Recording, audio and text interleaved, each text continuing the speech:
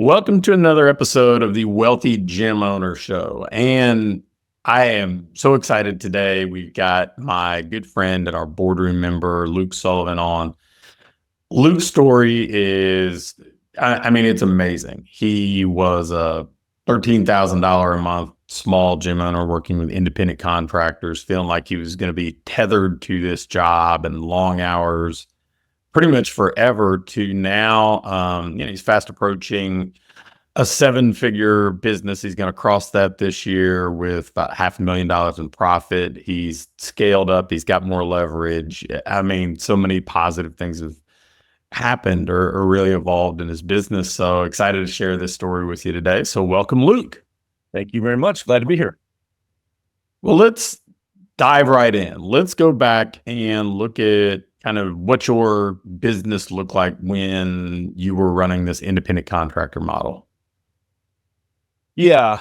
So we opened in 2010 and it was pretty much just me and one independent contractor. And then as we kind of grew, I hired another independent contractor and they had about 50, 55 clients and I had about 30. And I was working 12 hours a day, pretty much 5 days a week. And then I would come in Saturday mornings. It wasn't exactly great for my social life, but I figured the grind was going to be worth it. But the independent contractor model is tough just because like certain things would irk me and I wouldn't have a lot of pushback on it. And I was trying to present something like, hey, this is what we do here at this gym. And I really didn't have that freedom. So it was a little frustrating, but they basically covered my rent.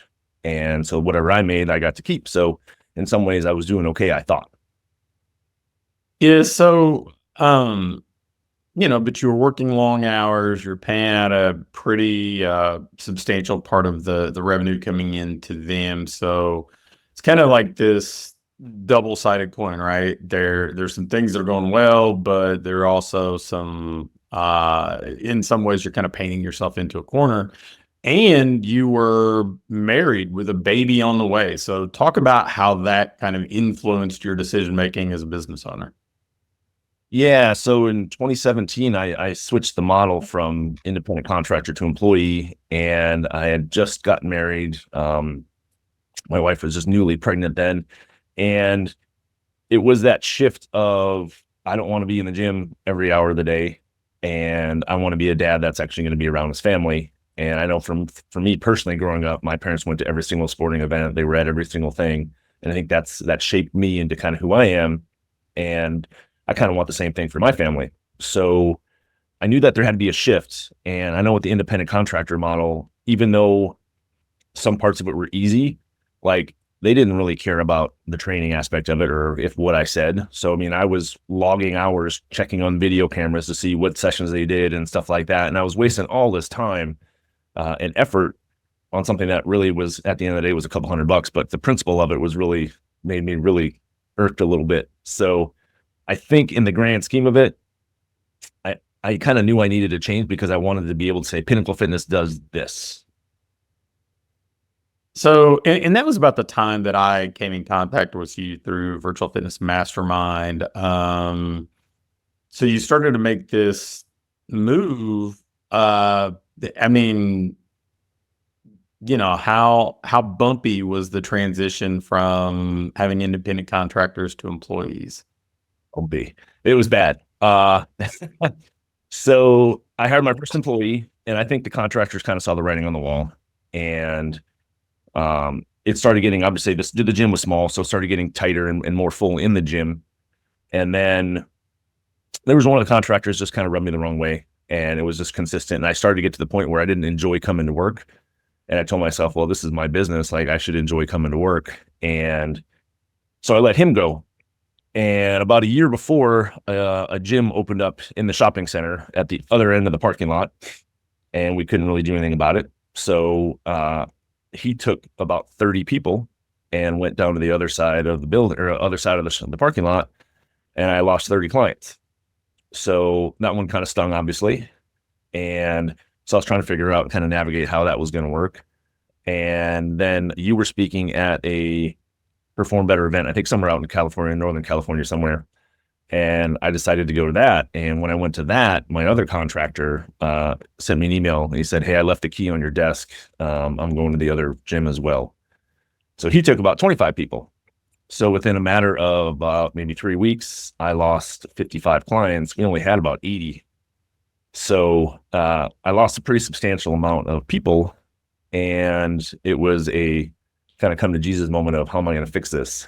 And I think that first bit of working with you allowed me to understand, hey, there's a better way of doing this. And with this employee model, I could make up that revenue. And to my surprise, within 6 weeks, I made up all the revenue. So you made up the revenue pretty quickly. I mean, I know we've talked kind of off camera or off podcast about you attending that event. You met a couple of our boardroom members, Jeff Nelson, Dave Bolduck there. Talk about just that maybe turning point moment for you. Yeah, I guess it was, I was an athlete in high school and college and stuff like that. And when I went to college, like all of a sudden I was a small fish in the big pond. And when I went to that event, I was someone that, I thought I was a pretty good trainer, but on the business side, I was kind of unsure. And that event meeting Jeff and Dave really showed me like I was definitely not a good business person at that point. But the way they grabbed me and just kind of said, "Hey, this is what you need to look at," and they showed me kind of what they were doing in some of their systems, and we literally sat in the hotel and at some coffee table, and they just pulled out their computers and started, basically helping me out, and that's where I was able to take some strategies away just from those hour-long meeting with them to be able to kind of start generating some revenue to kind of make some of that money back from the contractors leaving.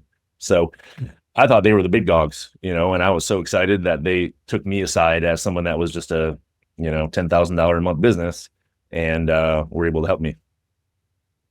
Yeah, I think that kind of pay it forward culture is something that I'm really excited that we've been able to kind of foster. So that's awesome. So yeah, I mean, you went right to implementing and making changes, but I mean, let's face it, there's always some sort of bump along the way. What were some of the biggest roadblocks that you dealt with?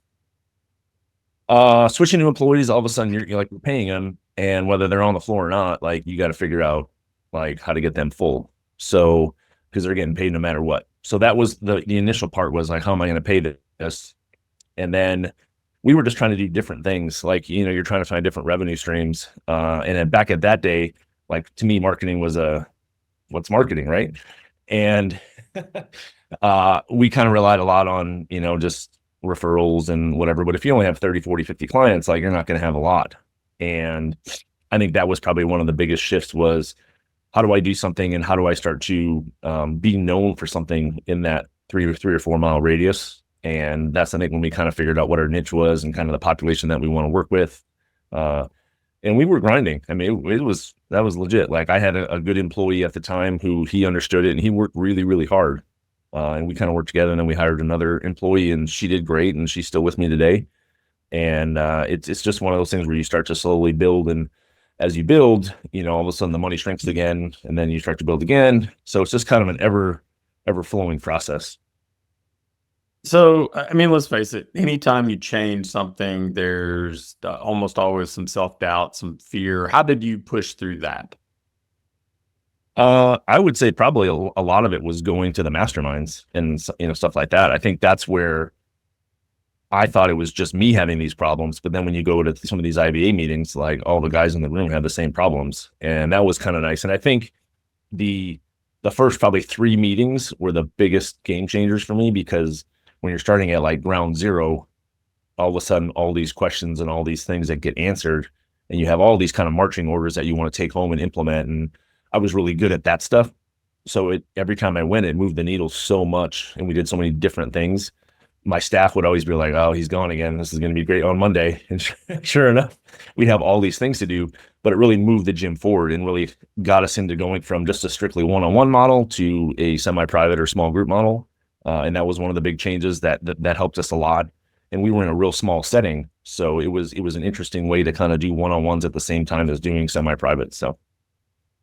So, I mean, you mentioned the changes and specifically that kind of shift to a more leveraged model. What other systems did you implement that you felt like were the biggest needle movers?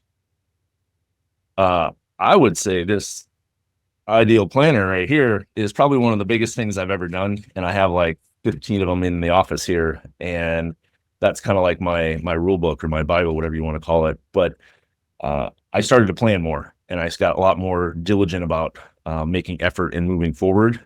And I tried to look at each week and what was I going to do each week that would move me to this larger goal. And I think that was probably the biggest thing.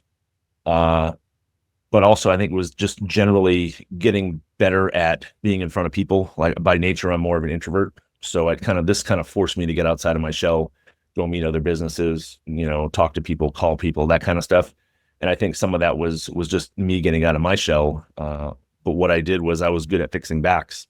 And because of that, like we just started to gravitate towards an older population. And I know some of the masterminds we talked about kind of finding your avatar, and I fought it for so long because an older population, you can't always say, hey, look at this picture here. And I'll look at them here. They're so different. They're not really. And I fought it for a while, but as soon as I went all in on it, everything kind of took off. Well, I mean, speaking of taking off, I mean, you went from that ten to $13,000 range to jumping up, and all of a sudden you've got a $500,000 a year gym, maybe a little bit above. To, I mean, beginning of this year, you're already doing over $100,000 a month. What was like the biggest mindset shift for you to go from being that kind of self-employed overworked coach to being an owner of what is going to be a seven-figure business? Probably not having to do everything. That was probably the biggest one. And I think just from a perspective of like, I still kind of have my hands in stuff and I kind of oversee it, but I don't feel like I have to do all the day to day. And I think from a system side of it, I'm trying to document the stuff now so that I don't have to recreate it every single year, every single month. Like I kind of put it together and now all of a sudden I have something where I can just tweak the dates. Like if we do 12 or 14 workshops a year, I don't need to recreate those every single year, so we're kind of getting better in terms of putting that stuff together. I think it's just a little bit better. We have really good people, and then just the system side of it is starting to catch up. And that's the biggest part for us on the back end. So, you've got good people, you got systems. I know not too long ago, Doug Sperling, my partner with Wealthy Gym Owners, talked to you about hiring an admin. Talk about that for a minute. Yeah, I was at an IBA meeting and I was doing, I guess in that high 40s to low 50s, had a couple of 50s, $1,000 months. And I know the IBA is kind of probably up to that 30,000 range, and you have some different problems as you grow. And so he pulled me aside and said, hey, I think, you should look at this boardroom. And he's like, so, your trainers do this. What does your admin do? And I'm like, what do you mean admin? He goes, you don't have an admin? I was like, no, it's just me. And he yells across the room and he goes, hey, Pat, this guy's got 50,000 a month and he doesn't even have an admin. And it was just this like shock to me of like, I guess I need an admin. It was one of those things where this would probably make my life a lot easier. But as someone that's always been a solopreneur kind of thing, like I always wanted to have my hands on it and always want to be in charge of it. And I think being able to let go of some of those things and looking at some of those tasks that are maybe not worth my time, I guess is the best way to say it. I can probably farm some of those things out that are more beneficial for me to go do other things that bring more revenue in. So, I mean, really, we've talked a lot about your evolution. It's been a couple years ago now. You joined our top end coaching group, Boardroom. How did that accelerate your growth? I think again, the staff meetings are not staff meetings. The actual in-person meetings are huge. But one of the things that really stood out to me was the win the weeks. And I'm not sure if that's how long that's been going on, a year and a half or whatever it is. But to me, that's kind of like a ritual. I don't like to miss that one. So every week I meet with Fred and we basically go through, what my goals for the week are and what I did last week. And there's a couple times where he's like, man, you've been talking about this for a couple weeks now and it hasn't got done. Like, is this really important? And you start to just kind of frame it differently. So I think The accountability aspect has been huge. And I think as you grow, you have bigger problems, you have different problems. And I think when you're in a room with a bunch of people that have similar problems and similar sized businesses, it is, it's a wealth of knowledge to kind of gain from. And the people in it are so giving. Like I can literally post something in our boardroom, and within a couple hours, somebody will respond and with, a file or an email or, something that they did and kind of give feedback. So it's just a great group in terms of being able to level up, just because I'm finding it's like coaching the CEO level versus coaching, kind of that still on the floor level. So, I mean, obviously your revenue numbers are incredible. How has this transformation affected your life in other ways? It's been huge. Like, I guess the biggest is just the mindset of, if something pops up, I don't have to like stress about, oh, my car just broke down. I need to get it fixed. I don't think about like, ooh, I got to move this money, or how am I going to pay for it next month? Or I just don't think about it. And all my house is paid for, all that. My car is paid for every month. My wife's car is paid for. The kids go to school. The kids have babysitters. All that stuff is paid for, and I don't even think about it. And all the vacations are covered. All these things are covered now that, we're living. My wife says we're living our best life. And I think it's just the workload is much less. My wife is not working on Fridays anymore. She's only working like 15 hours a week at her other job now. So, I mean, it's one of those things where, just from a family perspective, like today, I'm going to go read with my son at a school. He's a star student, so I have more opportunity to do those family type things. And I just get time to get away from the business, and my staff does a great job, and I don't have to worry about it. Yeah, I mean, you are already doing $250,000 in profit for you, and setting a goal of almost $500,000 of profit. So, I mean, I guess kind of expanding on that, what's this level of success mean to your family? Yeah, I think it's a very uncertain territory for us, because we've never been in this position before. So it's kind of a weird thing to not, like, basically we're going to expand now in the gym, and I don't have to get a business loan. So we're going to put out basically another $200,000 to open up this new space. And it doesn't take away from the family. It doesn't take away from anything. I don't have to get a business loan and pay this absorbent percentage. We're just able to use the recurring income to pay the contractors to basically get it done. So I think from a family perspective, just there's no stress. Like, the money just goes into the account, and everything is covered. And I think from from my wife's perspective, there's a certain security in that, and there's a certain amount of there's not as much fear. And obviously, as a dad, you always want your kids to do well and always have enough. And I think that perspective of just everybody's good, and we live in a better house now, and we're able to move after COVID and all that stuff. So it's been a good situation. So, I mean, thinking back, what's the biggest difference between 2016 Luke and Luke now? I would just say awareness. I mean, honestly, I think my business acumen has gone way up, and that's a direct correlation to the boardroom and to the IBA. I mean, I think it's just everything is incrementally increased in terms of my knowledge base, in terms of, the marketing side of it and the sales side of it. And I think just the way that you coach is very personal. And I think that in this business is one of the game changers, because if you're very personal with your clients, they see that. And if you make your gym a very personal feel and very or non-intimidating, whatever, like, that is a game changer. And especially for the population that I work with, having that personal touch and kind of figuring out, like, this is the way that we're going to do it. Like, you can have all the systems in the world, but if your place isn't fun to come into, if your place isn't friendly, people aren't going to stick around.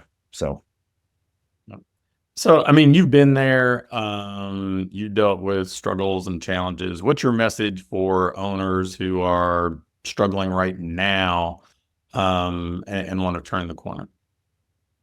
just get started. Like, you got to find, like, coaching is the biggest thing. Like, I was an athlete my entire life. Like, if I didn't have coaches, I wasn't going to get better. So just like in business, you need to find someone that you resonate with, and someone that's going to move the needle. And if they've done it before, that's a good place to start. And I think you have a lot of choices out there now, but they're all very flashy. And I think finding someone that has a personal touch, kind of like what you and Doug do, I think that's a game changer. And I think obviously you've been very successful in your business over the years, but there's a reason for that.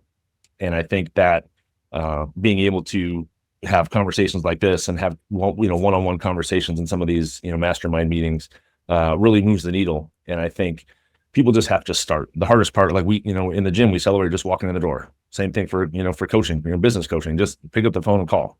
I mean, Luke, your story is incredible. If somebody wants to follow a similar path, I mean, we talked about starting. Where do they start? I mean, honestly, like I started with Virtual Fitness Mastermind, and then I moved up to IBA and then to Boardroom. I guess it's kind of like just like seeking out coaching. I think I probably started with you. I've started probably reading some of the books, so all the books that you had out there.